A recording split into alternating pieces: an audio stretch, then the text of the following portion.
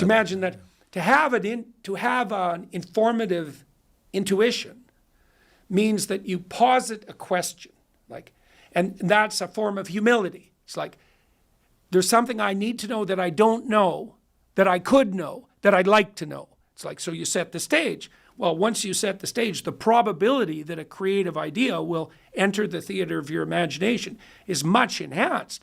That's the first stage of revelation. Then you have to assess that. That's discriminating the spirits, you might say. You're separating the wheat from the chaff. That's critical thinking. But all of that, as far as I can tell, is something approximating secularized prayer. Set your aim. Then observe the manifestation of that aim. It's not even magical. It's how your perception works.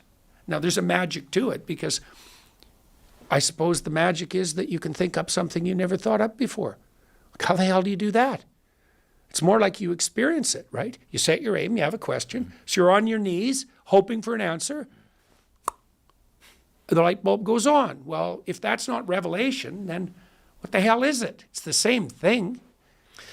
Having spent a good portion of my career digging around in brains, recording from neurons, slicing up brains, staining brains, and from my understanding of neuroscience, and I think by now in 2020, almost 2025, we have a fairly good understanding of what different brain areas do, how different circuits interact.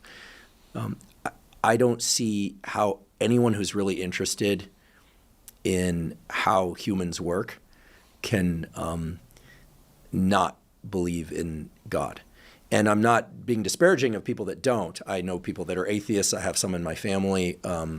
And I just don't think that the human brain and mind is capable of understanding and managing itself as well as it possibly could in the absence of a concept of God and prayer. And I think there's a lot of historical evidence to support that statement, meaning that this notion of God has been around a very long time. This is not a coincidence. I mean, humans have discarded many of the things that, other people perhaps came up with. This has been a stable feature of being human for a very long time, of societies for a very long time.